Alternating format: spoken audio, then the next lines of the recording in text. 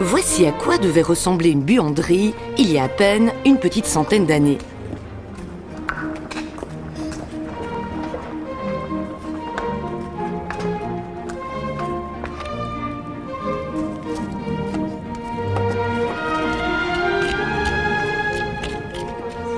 Le linge sale, qui a été trempé dans l'eau durant une nuit, est disposé dans un chaudron. Sans oublier bien sûr le savon.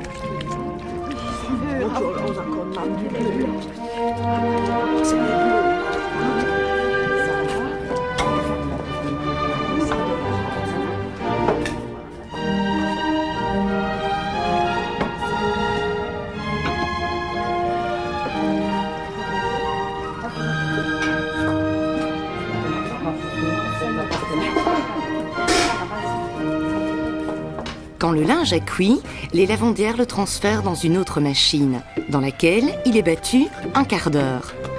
Cet engin porte bien son nom. On l'appelle un va-et-vient. Allez, Maria.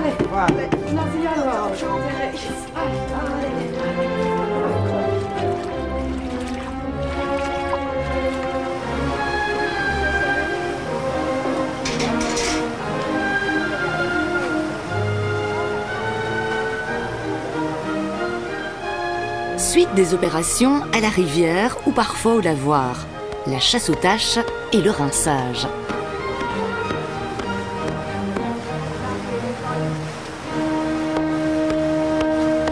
Donc à la rivière, on va utiliser le battoir. Le battoir où le linge va être vraiment battu pour enlever les dernières saletés.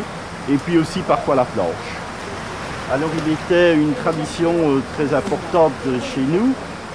C'est que le jeune fiancé, pour déclarer sa flamme à sa promise, offrait un battoir qu'elle mettait sur la cheminée et dont elle ne se servait pas pour faire la lessive, mais qu'elle utilisait peut-être pour battre son mari quand il rentrait trop tard, le soir.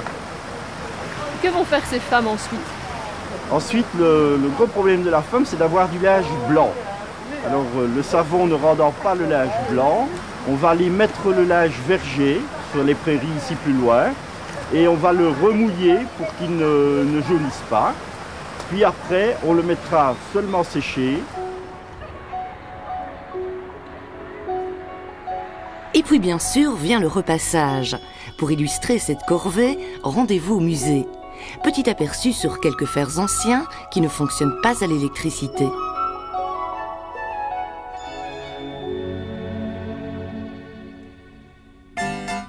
Dans ce musée installé dans un ancien orphelinat, votre passage dans les 25 petites pièces vous permettra de remonter dans le temps en découvrant les différentes techniques de lessive.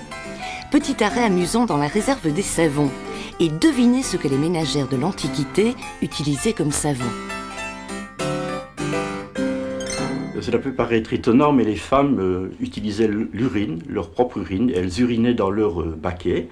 En fait, l'urine contient de l'ammoniac. Et cette technique provient des foulons qui, dès l'époque romaine, battaient le linge au pied, la laine pour en tirer la graisse. Restons dans le même registre, celui des savons. Voici l'ancêtre des poudres à lessiver. Donc, au Moyen-Âge, on fait la lessive une fois par an.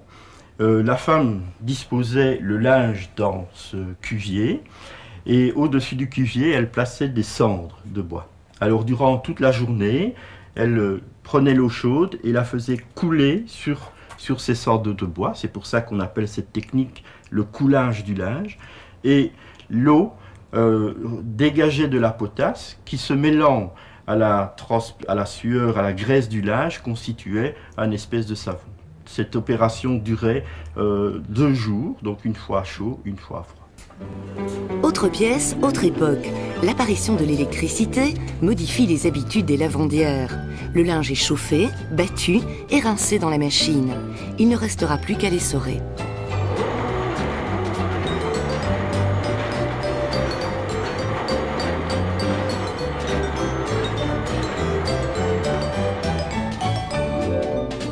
Si vous êtes vraiment courageux, vous pouvez, manches retroussées, effectuer une petite lessive façon 1940, histoire de comprendre combien votre machine à lessiver est une petite merveille.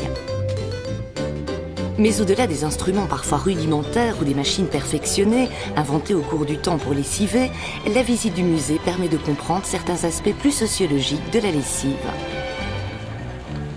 Comment a évolué la conception de la machine à lessiver au cours du temps ? Donc au Moyen-Âge, on fait la lessive une fois par an. Et puis, grâce aux mesures d'hygiène, on va faire la lessive plus souvent, au XIXe siècle, une fois par mois. Puis après la guerre 40, tous les lundis, une fois par semaine. Et puis maintenant, tous les jours. La machine va suivre un peu cette évolution, puisqu'au départ, c'est un objet qu'on acquiert au mariage, qui est quelque chose d'unique, que les femmes vont se passer de mère en fille, pour arriver à notre machine actuelle, complètement banalisée, que l'on jette en fin de cycle. Donc finalement, ce sont toujours les femmes qui font la lessive. Ce sont les femmes qui font la lessive parce que la femme est la maîtresse du foyer. Dans la société traditionnelle, l'homme s'occupe de l'extérieur, la femme s'occupe de tout ce qui est le linge, et notamment tout ce qui est intime, le linge de corps, les draps, etc. Une deuxième raison plus symbolique est que la lessive, c'est faire de quelque chose qui est sale, de le faire propre.